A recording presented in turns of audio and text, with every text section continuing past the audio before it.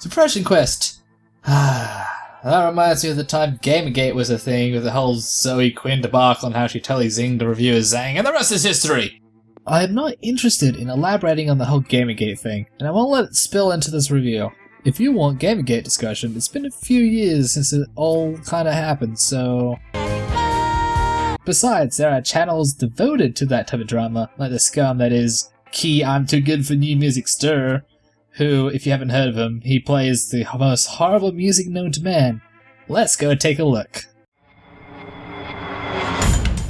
Talking about bad music, off the bat, most of what's to be said about the aesthetics of this game can be summed up as such. Makes me want to vomit. I know it's a text-based adventure about depression, so I'm going to give her certain liberties to say she actually designed it this way, to truly represent depression by having something only slightly more of an eyesore than grabbing a piece of poo and smudging it across the screen to truly encapsulate that feeling of depression by making people depressed by looking at it. Just have a look at this shite. It's all naked text, and I know it's cherry picking, but there's no excuse for having such a poor excuse for a main menu like this.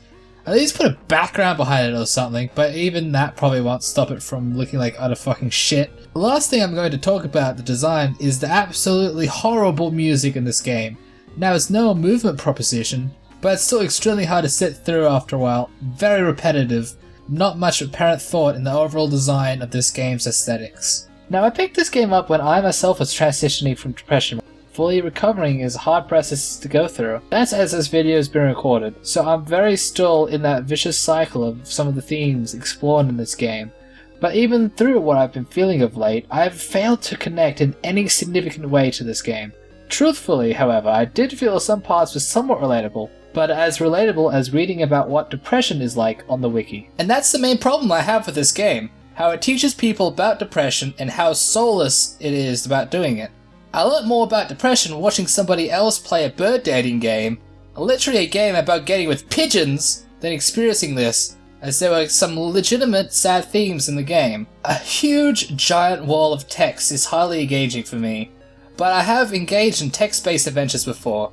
If they cut down on the exposition and focus more on character development, I think they would have made a more connecting experience for me. But as it stands now, it feels like I'm reading an article with rather bland exposition sprinkled in than playing a game. I know a lot of people defend this game, stating that it's supposed to be more of an educational tool and isn't supposed to appeal, and depression's being such a huge issue that it is, needs to have those types of design choices. But I honestly think they could have delivered this better and had more time and effort into the personal relationships from this game. And the biggest flaw to me is how it depicts people with depression. Now I know this is what general depression is supposed to be, so they can never truly get it completely right, and my version of depression isn't genetic. On the flip side, Zoe Quinn, who has been diagnosed with depression herself, perhaps had her vision of depression in this game reveal her personal battles with her depression, but with as many people whom I could talk to, is that I couldn't personally see any of their struggles with the depiction here.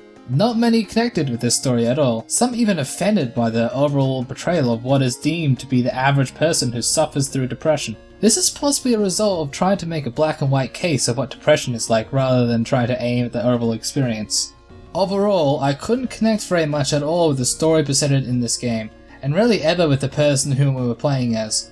To me, other games have dived into subjects like these, but better. Take an example to Owls, a game about what it's like to have Alzheimer's. It's accessible, simple, and not so ugly that one may gag, but yet achieves so much more in terms of understanding the illness that is Alzheimer's than this game does with depression.